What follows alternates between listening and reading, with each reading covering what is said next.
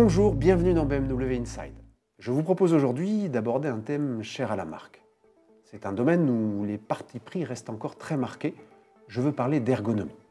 Alors, au-delà de la position de conduite dont nous allons parler, ce domaine concerne aussi l'ensemble des moyens d'interaction entre le conducteur et sa voiture. Nous allons ensemble découvrir à quel point BMW a su être pionnier sur le sujet. Dès que j'aurai réussi à m'extraire, on se retrouve dans un format d'automobile plus adapté.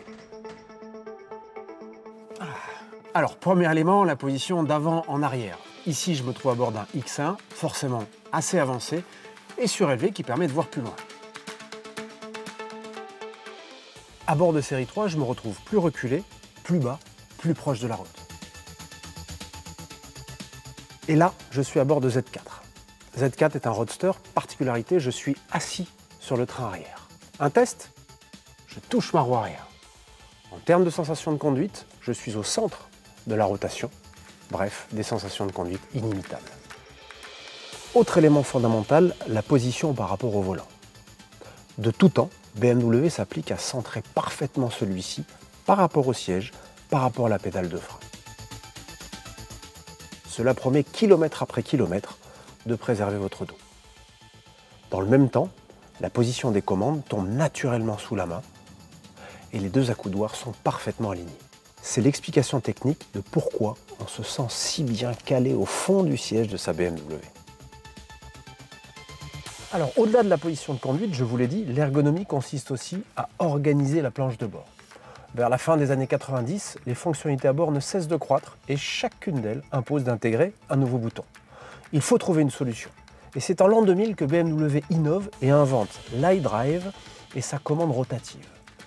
Elle va permettre de simplifier la planche de bord et d'avoir accès au menu, quelles que soient les conditions de roulage.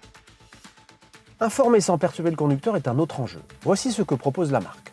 L'écran derrière le volant me donne des informations simples que je peux appréhender en vision périphérique, comme les aiguilles faciles à décrypter sans avoir besoin de baisser les yeux.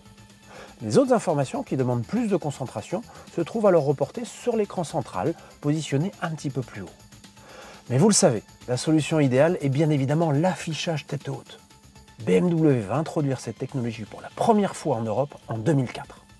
Les informations sont alors projetées dans le pare-brise et perçues par mes yeux comme à 2 mètres derrière mon pare-brise. Cela va limiter ma fatigue oculaire et me permettre de rester parfaitement concentré sur la route. Fidèle à sa tradition de pionnier, BMW innove encore dans le domaine de l'ergonomie en proposant sur de nombreux modèles la commande gestuelle. Elle vous permet de prendre le contrôle de votre voiture en limitant les contacts. Je peux par exemple accepter ou rejeter un appel, monter ou baisser le son, passer au morceau suivant. Il est même possible de programmer un geste pour éteindre l'écran par exemple. Nous aborderons dans le prochain épisode d'autres subtilités sur l'interface BMW. En attendant, portez-vous bien et restez chez vous.